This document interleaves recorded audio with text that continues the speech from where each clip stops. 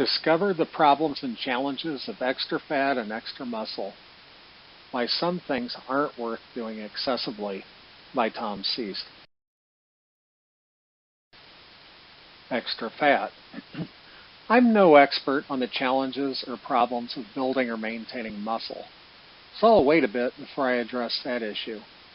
However, I have spent a good part of my life in the morbidly obese category and can claim some expertise on that subject. As a newspaper carrier for many years, I favored the headline, "Extra, extra, read all about it," but figured that was too vague given the nature of the topic. But I can assure you that I know plenty about carrying around extra fat. Not always such a big deal.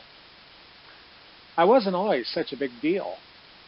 I started getting chunky in high school when I quit riding my bicycle and walking as much, and drove or rode in cars instead.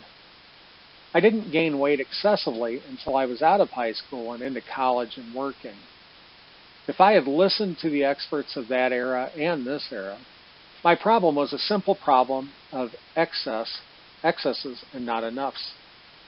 Excess fat in my diet, not enough exercise, not enough calorie counting, not enough caring, not enough determination, excess relaxation. Bigger deal.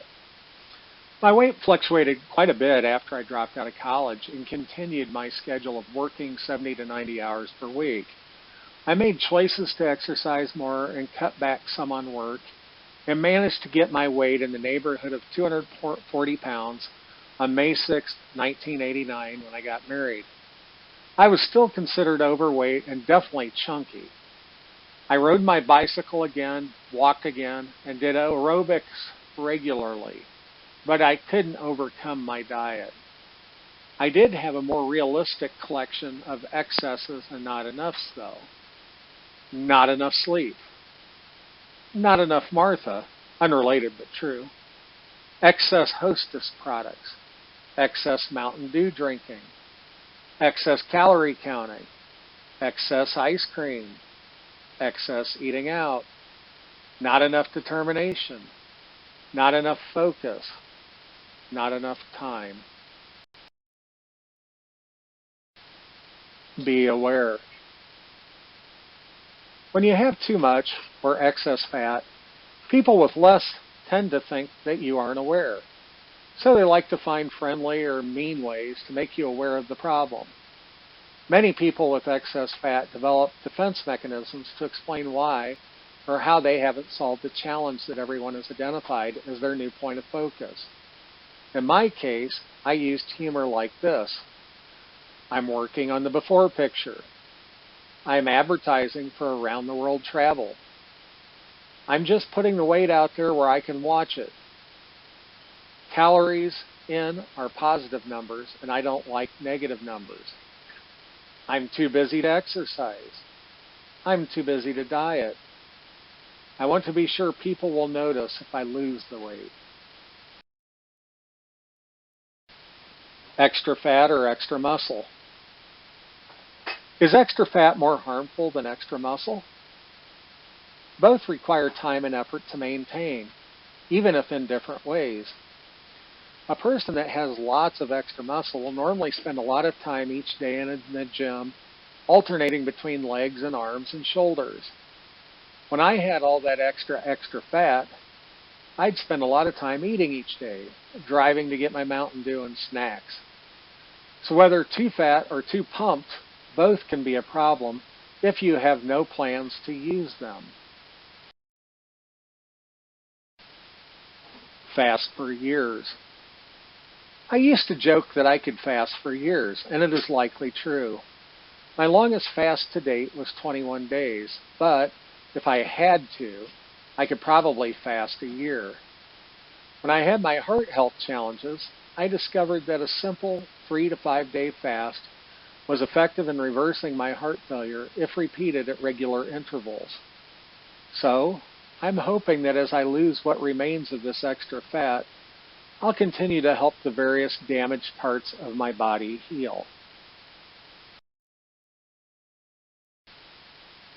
Extra muscle. I had lots of extra muscle in my legs from all those years lifting those 600-ish pounds every day, and I put that to good use while riding my bicycle for all those miles. But if I had no use for the muscle, I'm not sure it was good for me to have all that extra and have to go through the effort of maintaining it. When is enough enough? When is enough enough? I'm not sure I know the answer for me yet.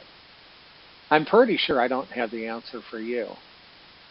I think that it is important that I get myself into good enough shape that I can easily and effortlessly do the things that I want to accomplish each day.